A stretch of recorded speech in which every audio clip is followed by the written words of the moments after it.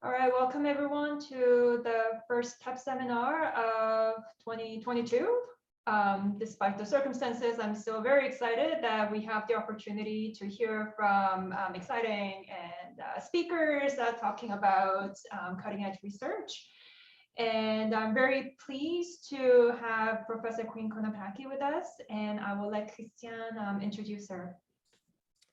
Hello, everyone. It's a pleasure to introduce Quinn Konopacky from UC San Diego, a very long-time collaborator of mine, probably dating back when we were postdocs, or I was postdoc at Lawrence Livermore. I don't remember where you were, Quinn, at that time, but yeah, we started working together. I think you were at UCLA, right? Yeah, as a student.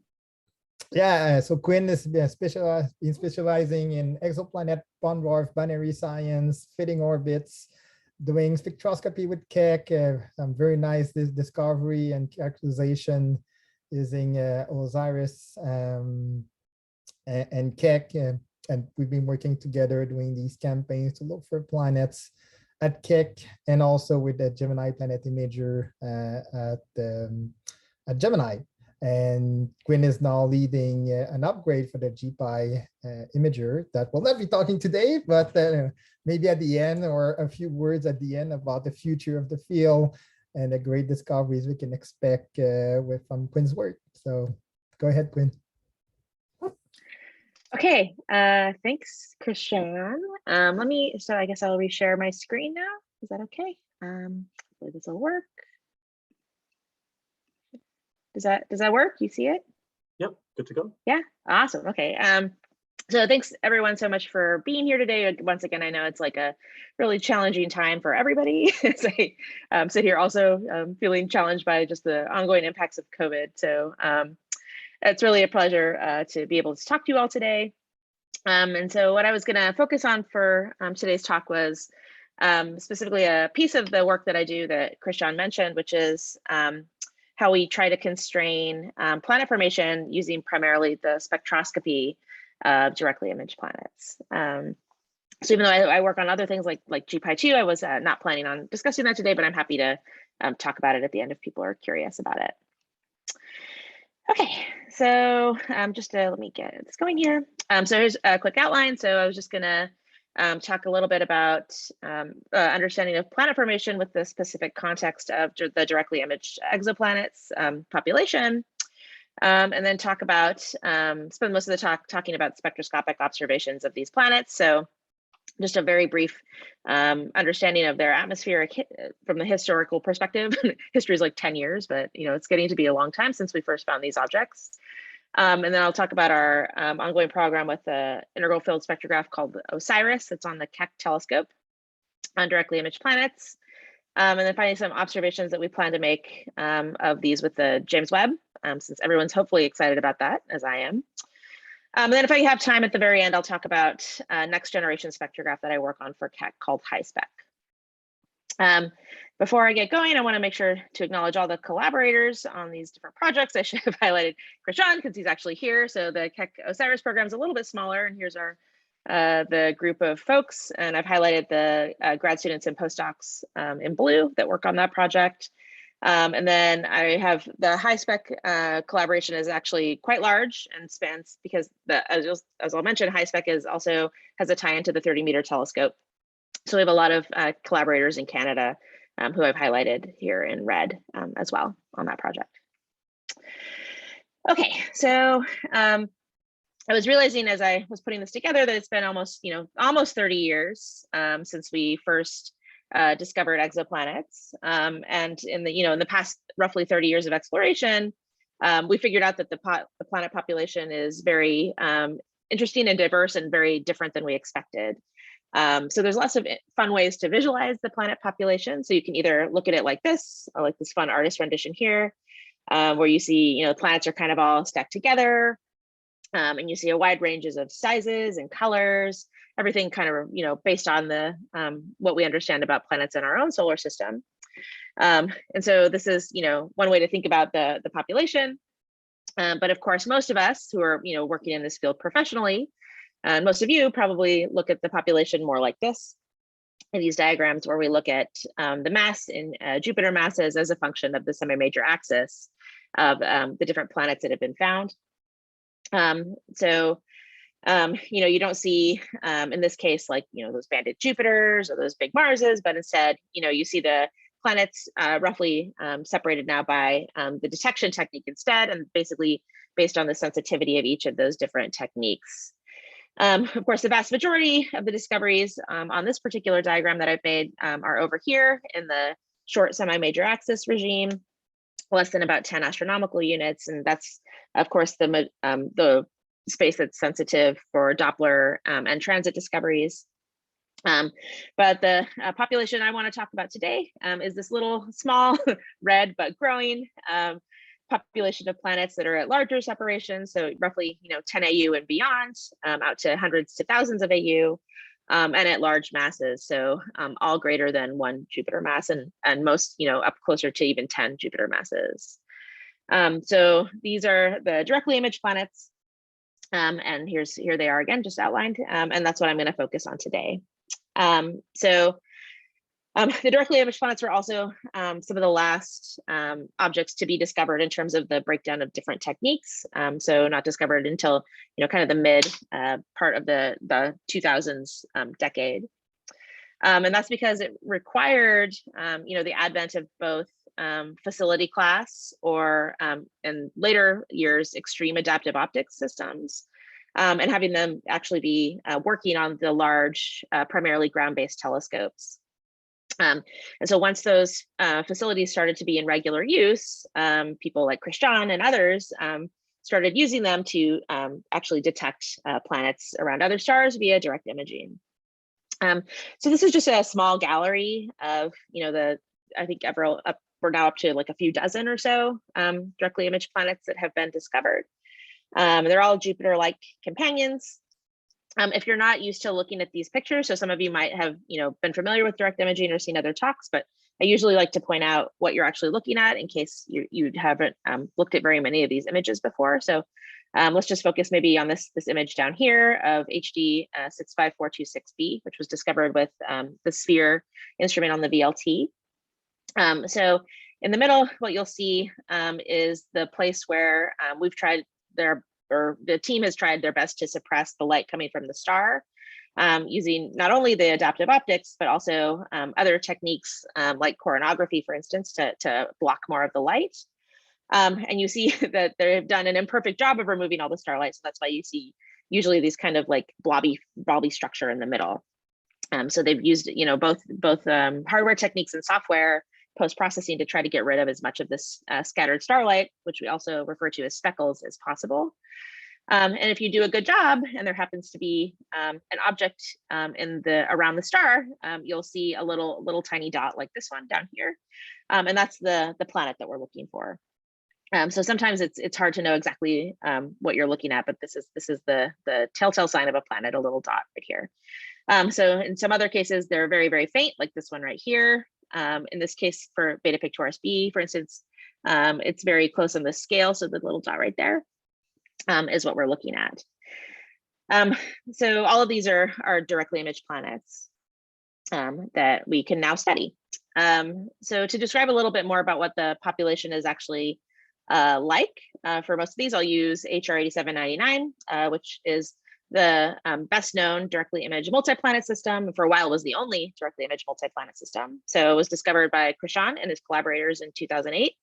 The outer 3 planets were, and then the 4th planet right here was discovered in 2010. And it's sort of this, the system itself has a lot of the properties that kind of define most of the population. So for instance, the star, HR 8799a, is a A-type star, so it's more massive than the sun. And what surveys like GPI and others have found is that we tend to see these big planets, these big Jupiters around more massive stars.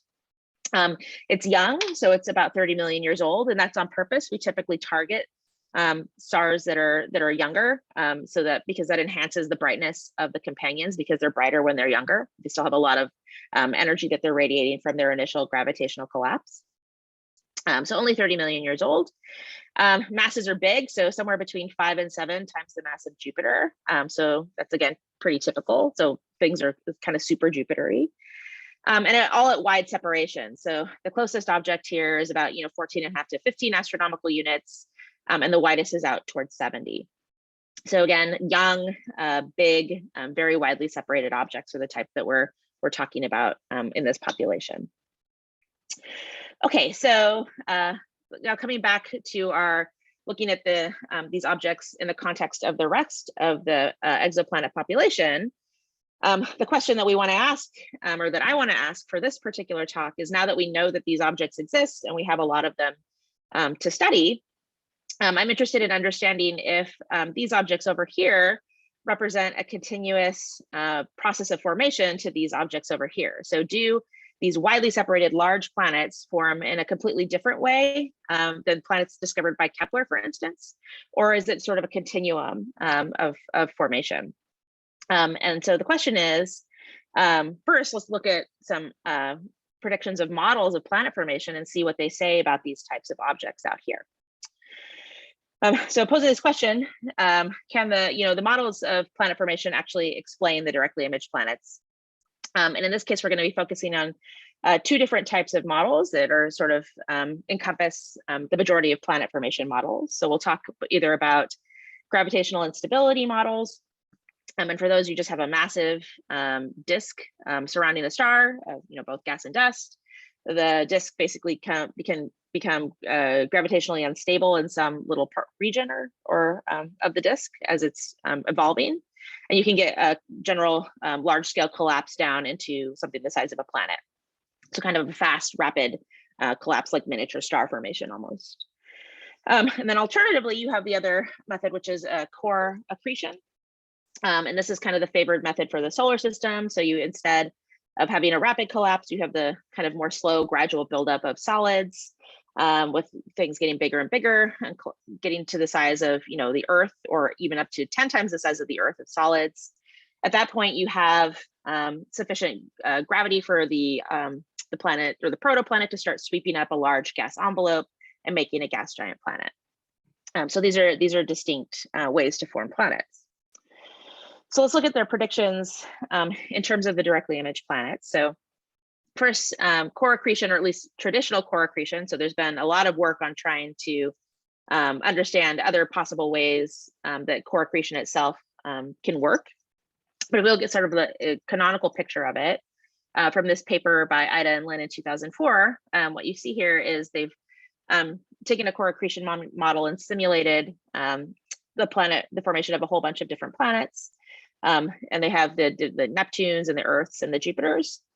And then at the time, they compared that to observations of Jupiters that had been discovered already in 2004.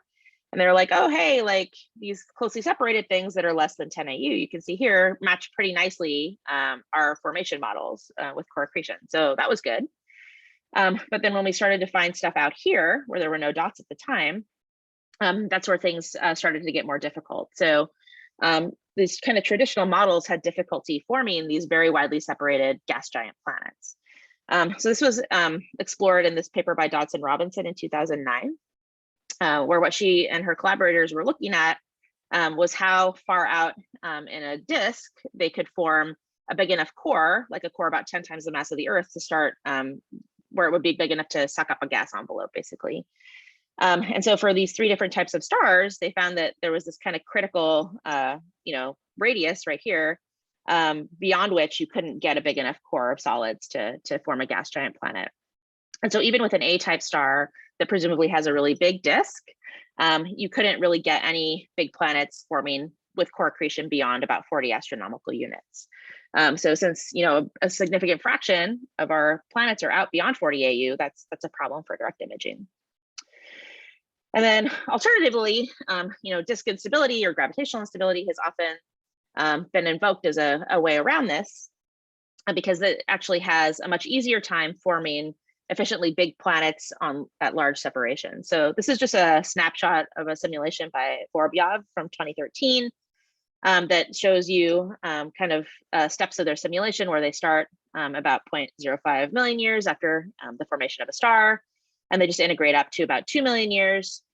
You can see they have this disk is kind of collapsing and making all sorts of little mini planets at different times. And then finally, you end up with like one stable planet down here at the end in a really rapid time scale. And then if you can squint, these axes are kind of small, but these are plus or minus 1,000 AU. So this thing is widely separated. So that's great. You could form these big planets with gravitational instability. So there's kind of the issue with this is in the other direction. So simulations, have also shown that it's hard to make planets with gravitational instability that are closer than 40 AU. So it's almost the exact same cutoff, but at the opposite direction. And then you also have people who've looked at what types of objects you'd expect if this was a really efficient mechanism for forming planets. And what they found is that you should see a whole bunch of brown dwarfs too, so things bigger than these planets at large separations. And we've been sensitive to those kinds of objects for a really long time, and we haven't actually seen them. So that population doesn't exist.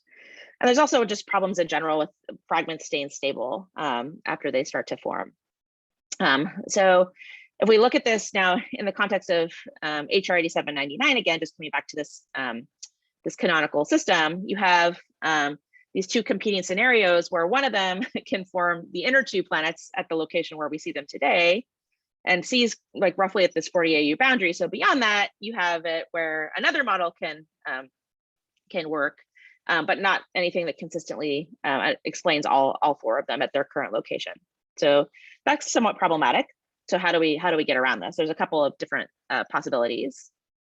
So one possibility that's invoked a lot is migration, right? So you could form these planets at different locations than where we see them right now, and have them move around shortly after formation and end up where we see them today. So one piece of evidence for this that's been invoked, at least for HR 8799, is that if you look at their orbits, they seem like they're in basically a mean motion resonance. So that means that their periods are close to equal integers of each other. So it looks really close to what we call an 8421 mean motion resonance, or Laplace resonance. So we have, this are just simulations done by these authors that kind of show how you can migrate things in and get them caught in that resonance. An example of an observational constraint on this is that there's this nice ALMA image of the disk around HR 8799. So it does have a large debris disk at very large separations. And this inner edge right here is about 145 astronomical units. And so that's much further than B, the outermost planet, which is at 70 AU. And so that could imply that maybe B was further out a long time ago and came in like this and migrated in. Another solution is kind of an alternative view of core accretion, which is called Pebble Accretion. So you may have heard something about this before if you've been studying this, but what this theory basically says is that instead of big boulders being the building blocks of these planets, you have little tiny pebbles instead, and you can rapidly start accreting them and growing things very, very large by kind of like little things coming in at very large volumes.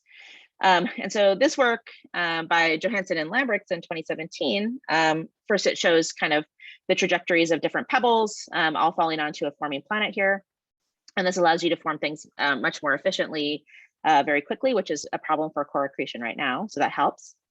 And then they looked at the case specifically for HR 8799 again. And this is what their simulation said. So they could form all four planets out at larger separations than they are now using Pebble Accretion. And it was relatively easy for the inner ones. It was a little trickier for the outermost planet because it required special conditions. So it needed like 15 times the amount of planetesimals at the location of about 150 AU.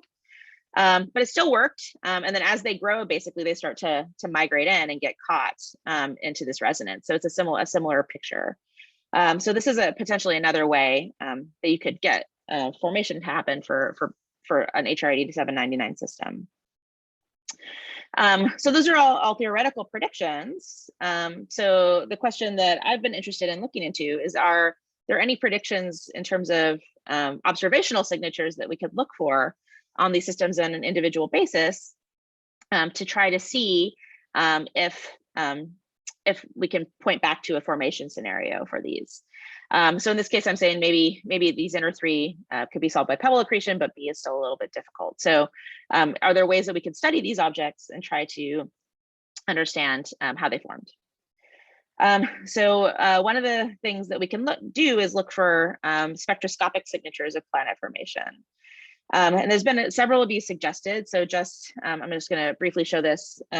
Just the overall host star metallicity might say something about how the planet formed.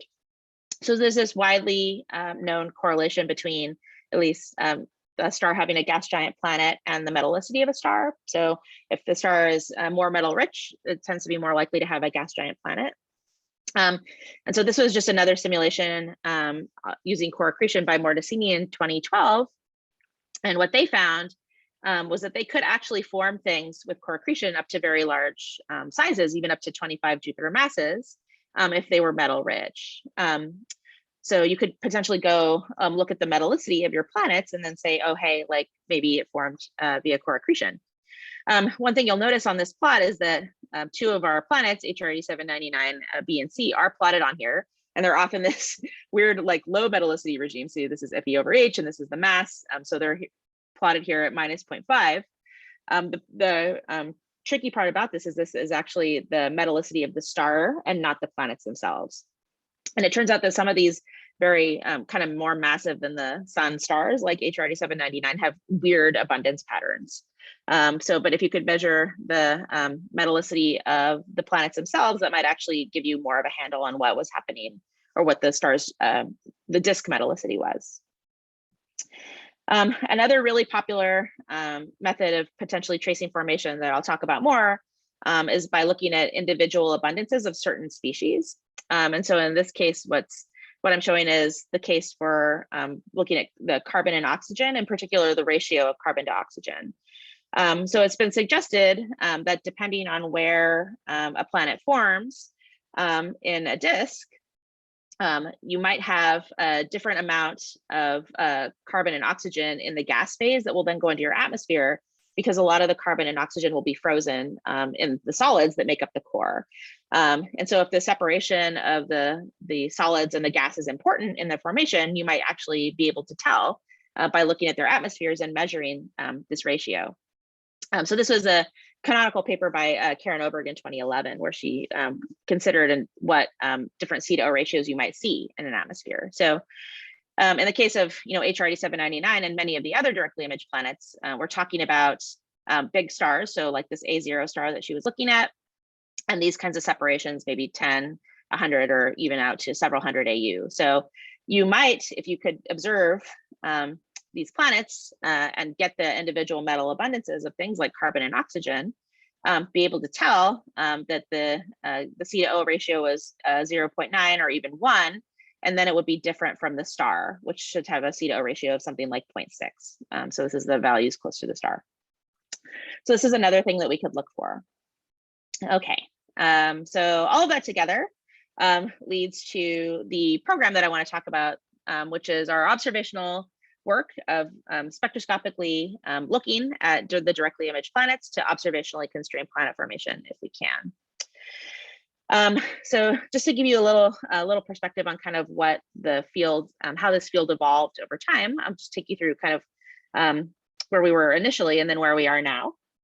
One of the things that has always been one of the most exciting things about direct imaging is that we're actually seeing the light coming from these planets themselves.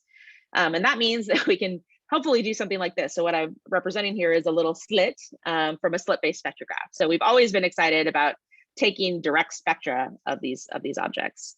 Even in the case of the original discovery of HR 8799, one of the first ones that was found, Krishan and collaborators said direct observations allow discovery of planets in wider orbits and also allow the spectroscopic and photometric characterization of their complex atmospheres to derive their physical characteristics.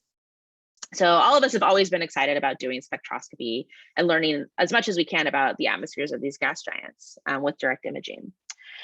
So in terms of the physical characteristics, what are some of the things that we're trying to measure when we get spectra or photometry, which are like low resolution spectra? So here's just some of the things that we can measure. So usually temperature of the atmosphere, the surface gravity, the properties of the clouds, if there are any, we think there are.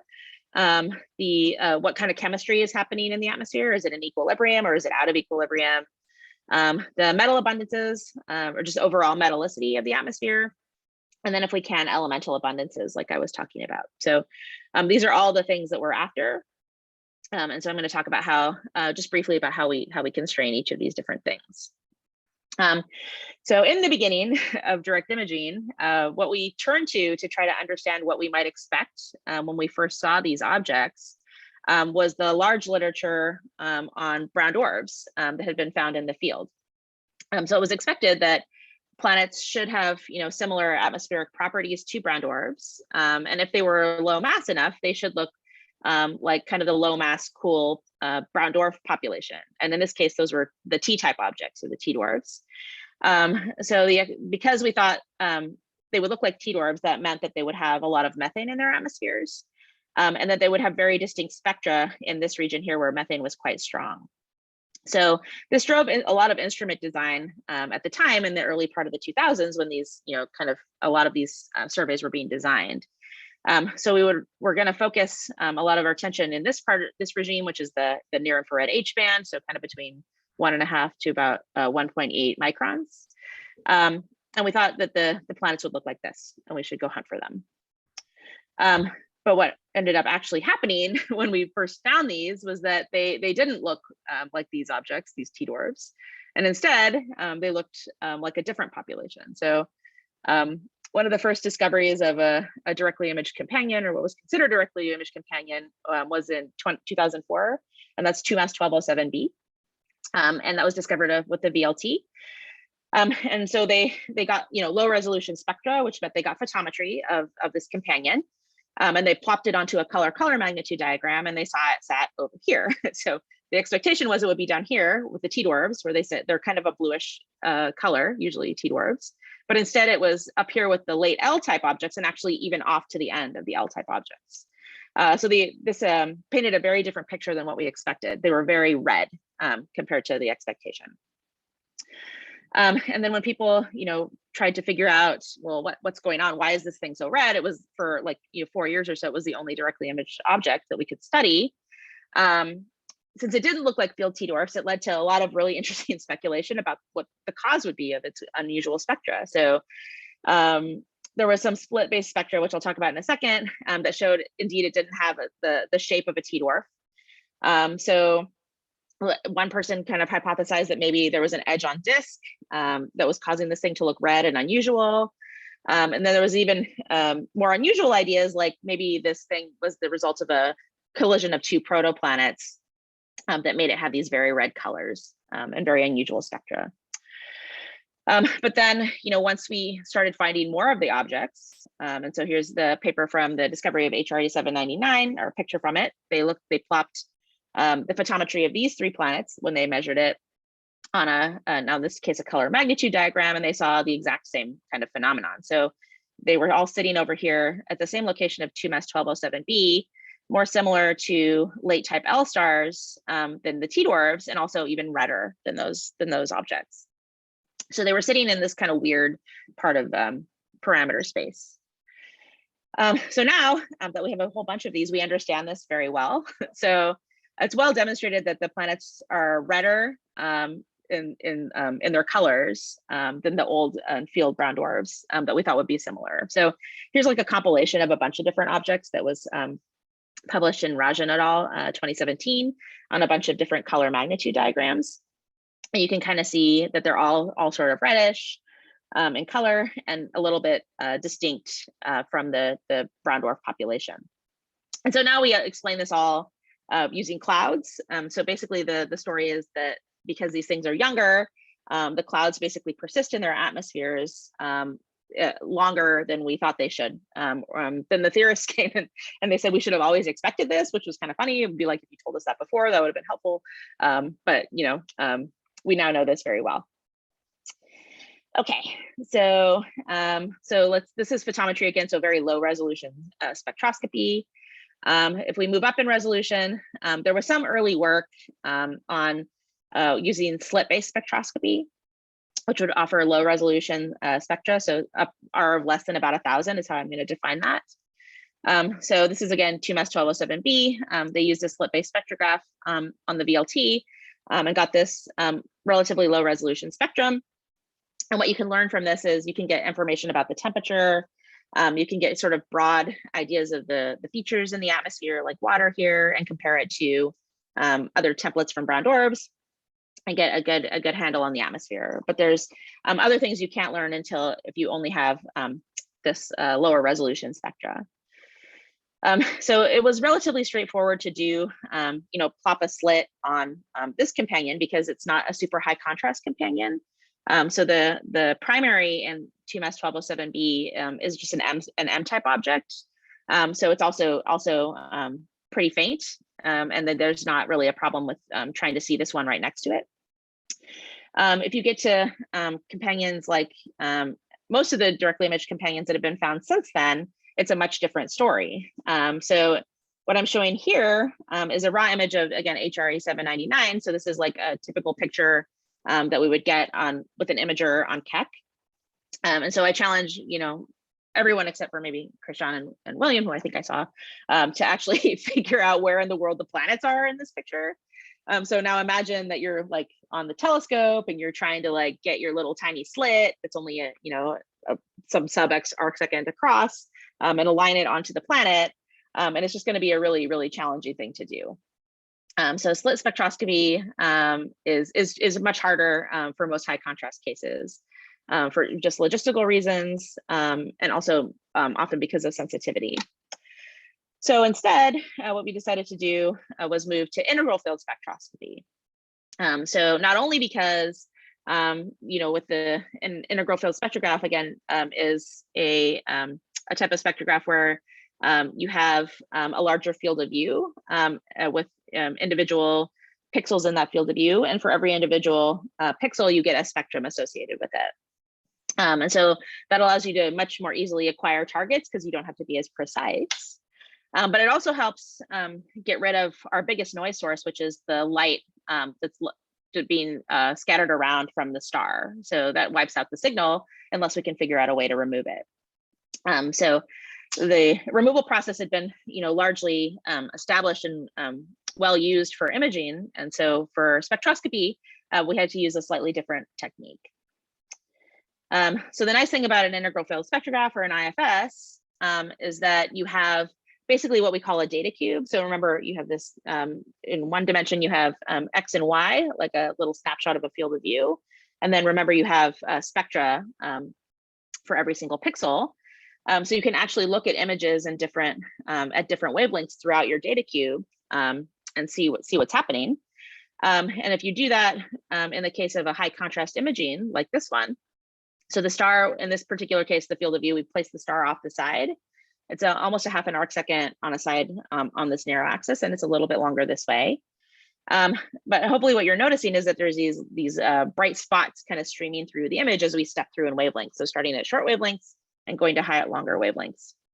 And so what happens is that the speckles themselves, or the light from the star, the position is a function of wavelength. So they actually move in the cube, but a real object doesn't move, it just holds still.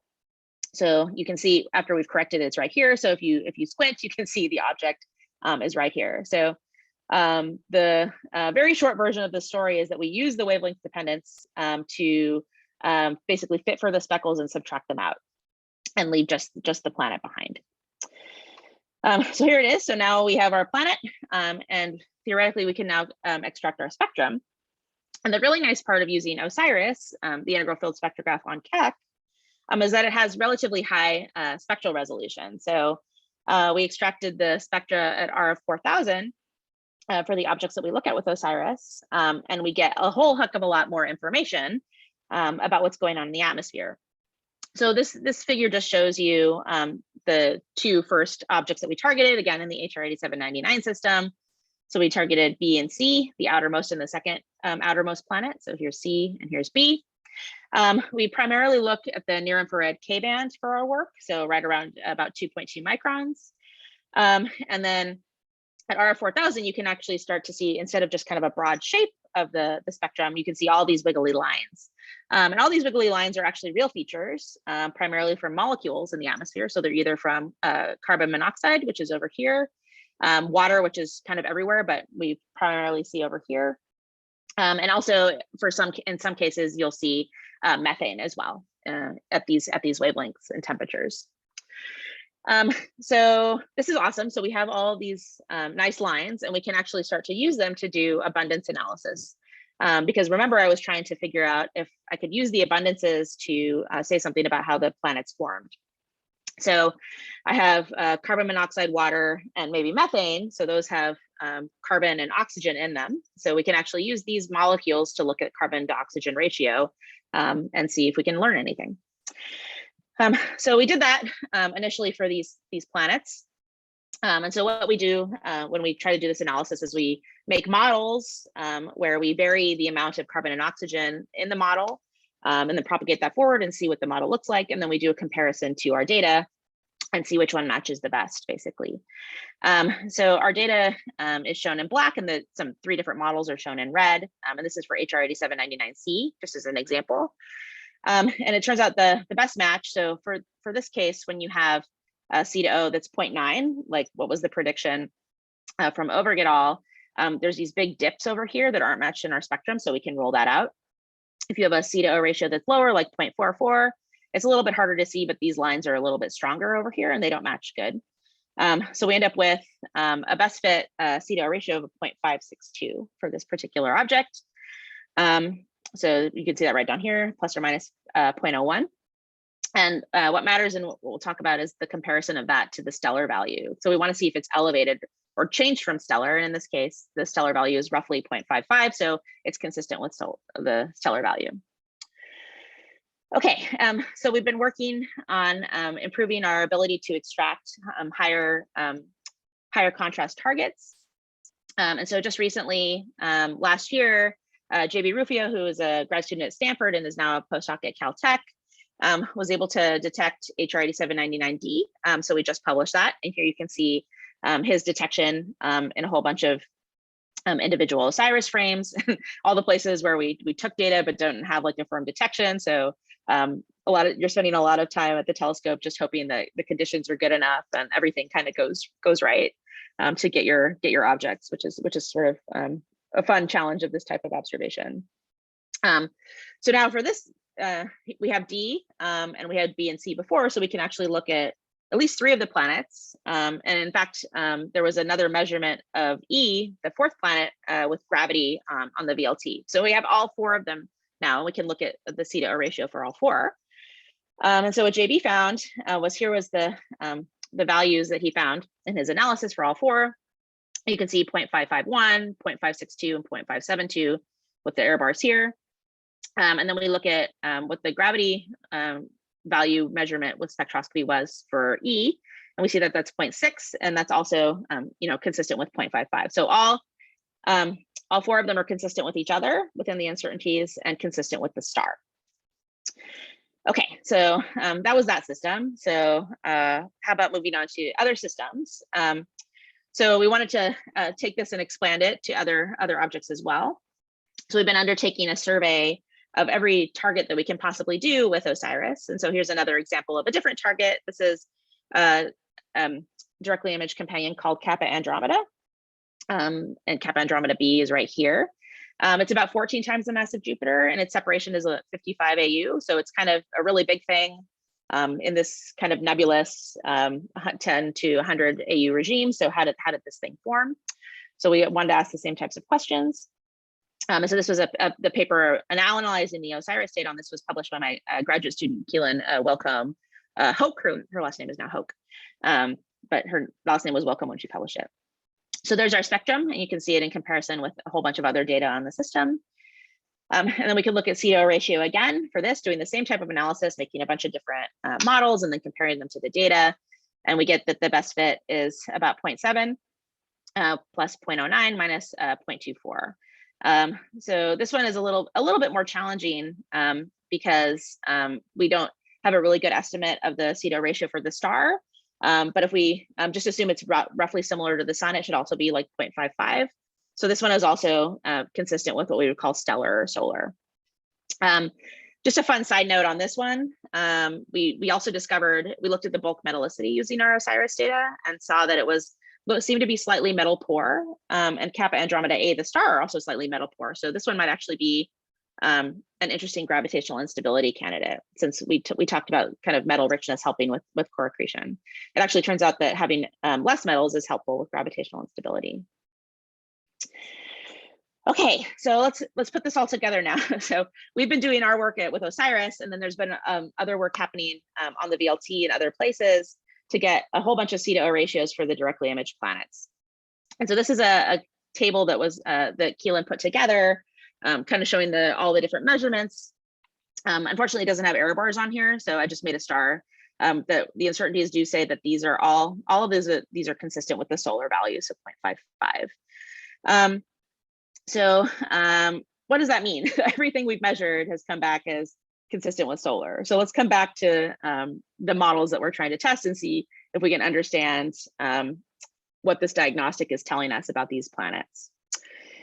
Okay, so the first question, and the question I'm going to pose on this is this ratio that not only groups like ours, but other groups studying, for instance, transit spectroscopy have been trying to measure, is it a useful diagnostic in general? So remember the simple model that I talked about in the beginning suggests that if a disk that looks something like this, so just to kind of draw a cartoon of what's going on. So here's the star. And then you assume that the star has some C/O ratio initially when it forms. So we'll say that's the same as the sun, and say that's like 0.55, 0.6. So the disk, that's when you're close to the sun or close to the star, you have the same C/O ratio. When you get to the water frost line, where the water starts to freeze out of the disk and turn into solids, that removes a bunch of oxygen from the disk. And so that's why your ratio goes up to 0.9, because your oxygen value has decreased. And so the next frost line that you get to, somewhere 90-ish AU or so, is where you get CO2. So you start to get some carbon, but also more oxygen freezing out. And they're all in the solid form right here. And then your C/O ratio in your gas is 0.1. So that's where those numbers sort of come from. Most of the directly imaged planets are kind of in this regime right here.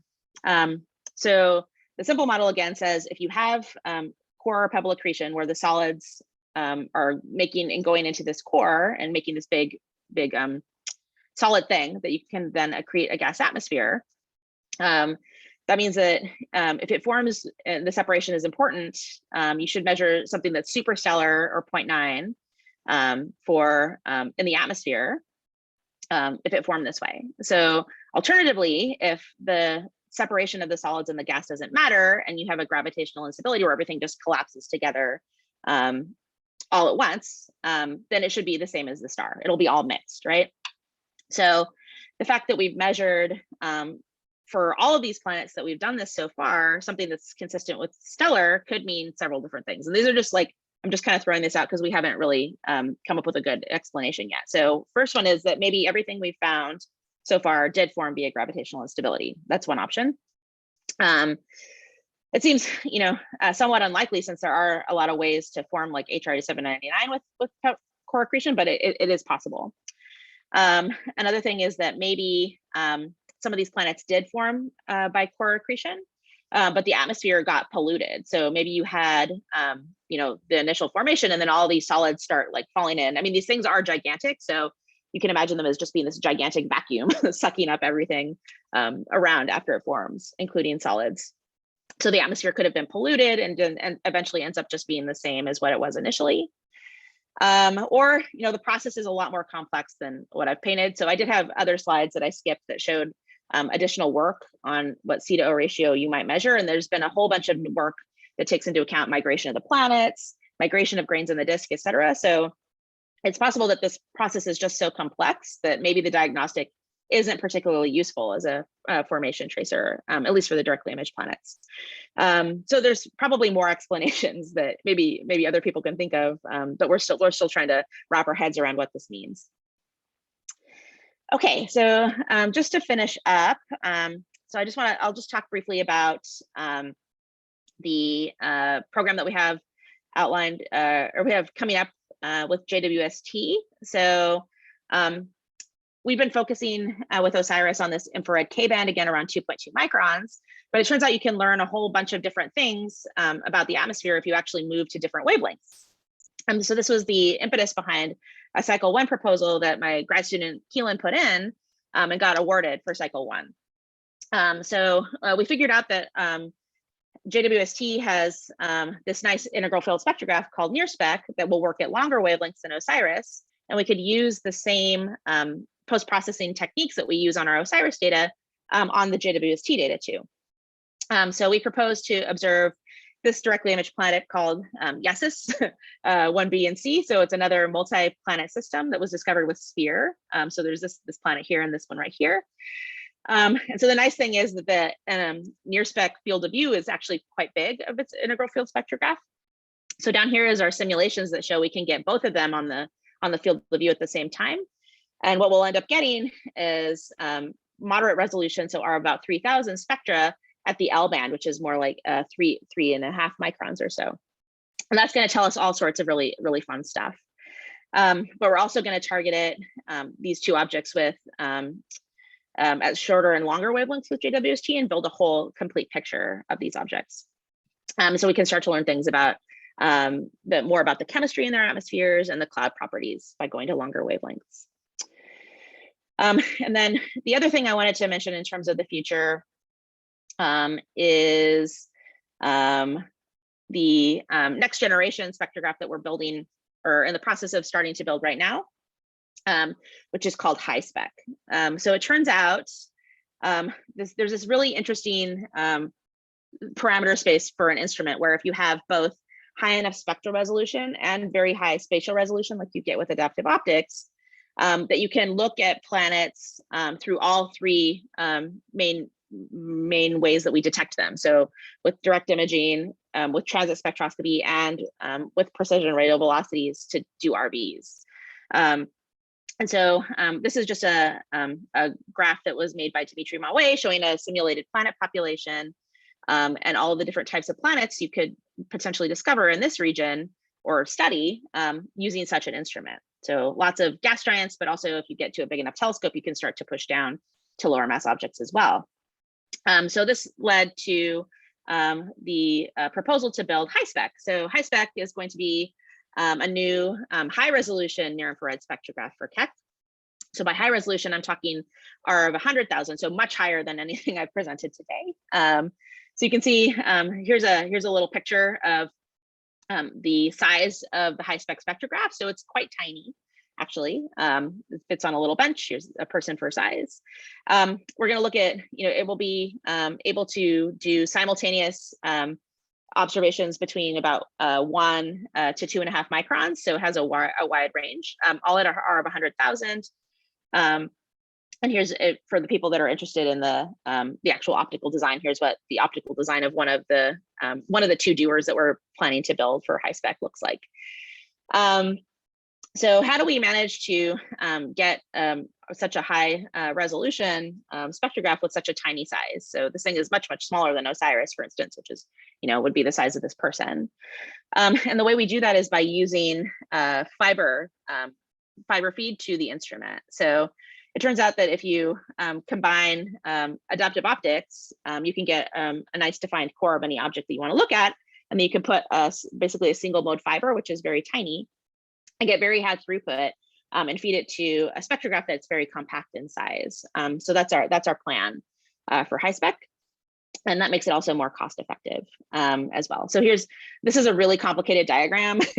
I'm not going to explain it, but basically it's showing you the way that the fibers, which here's an actual picture of some fibers that we're going to use, or ones that are similar that are used on the IRD spectrograph at Subaru. This is kind of what our fiber switch art is going to look like.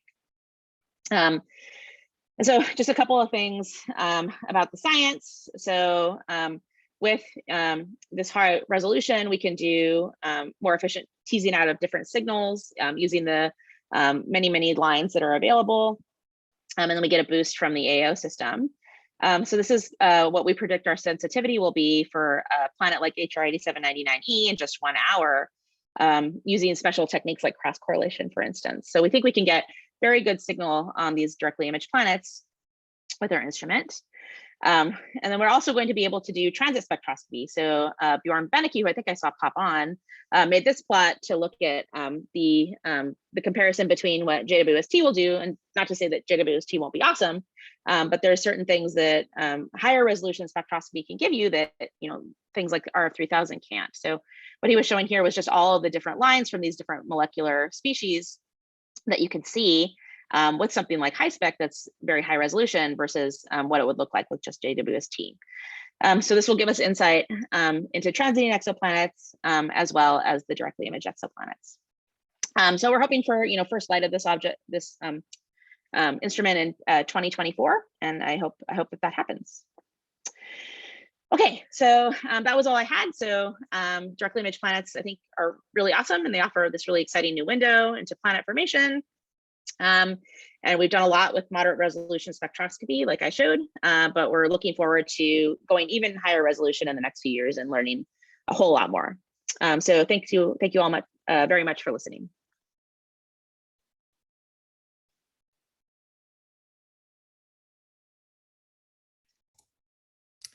Thanks, Quinn. Excellent talk. So we have a couple of minutes for a question if people have them.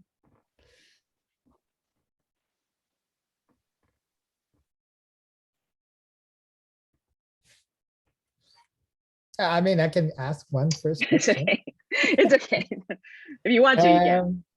Yeah, so you presented the CO ratios for the HR799 planet, but given that they're almost certainly format different separation, and your graph was showing a CO evolution with separation, so does that tell you something about the formation process? The fact that you're seeing, if I recall, roughly the same CO ratio for all the 4 planets? Yeah, so if they did form, so if they formed via like core Pebble Accretion at these like wider separations and then migrated in like those simulations were showing, they would be crossing some of these ice boundaries, I think, potentially depending on, but I've heard also modeling the disks themselves and figuring out where those boundaries are is actually super, super complicated. So yeah, that leads to my like other point that I still just I'm not 100% sure this is a useful tool for these big planets, because I don't know what's going on. Maybe like if the fact that there's not a difference when there is expected to be is a little bit strange, right? So it could be that kind of my idea is that they're just like basically getting too polluted after formation, and that basically washes out the signal. Or the signal is just never there in the first place because the disks are more complicated than those simple models would say. So yeah, I don't know if that answers your question. I'm still trying to figure out if it was useful for us to do all these measurements, I think, but now yeah. I'm not sure how we'll use them, except to say that I don't really know if they're useful. Yeah, thanks. Yeah, I guess it's a complicated answer. Yeah, I wish I knew the answer, but I don't. So I might have to ask a theorist. But any more questions? Yeah, maybe I have one question. So you showed the results for VHS 1256. Yeah. Showed the number, and it had quite big uncertainties. It does. Even though I would think that this target, because it has such a large angular separation, should be relatively easy to get nice spectra from, no? Do you know why in their paper they have such big uncertainties compared to for VHS? We didn't. I mean that's from our observations, and it's not published yet. Mm-hmm. It was much easier to get the spectra. It was much less spectra because it was so separated. We didn't have to do any of the special reduction techniques. But that's stuff that we've just been working on in the past few weeks, and it's all of it's coming out to be wanting less water for some reason. Okay. In the spectrum. So we're just using scaled mole fractions, and it seems like the oxygen is less for whatever reason, but it's still consistent with solar. In that case, that's not that's also a target where it doesn't really seem like a planet that much because the primary is like, you know, kind of low mass. So I would just expect it to be the same as the primary. And yeah, the error bars are relatively big still. So and that, I think that's just a function of the fact that we didn't get as much data because we didn't have to do the high contrast observations. Yeah. But those data are taken with OSIRIS as well, or what? Yeah, it's with OSIRIS. It's OSIRIS data.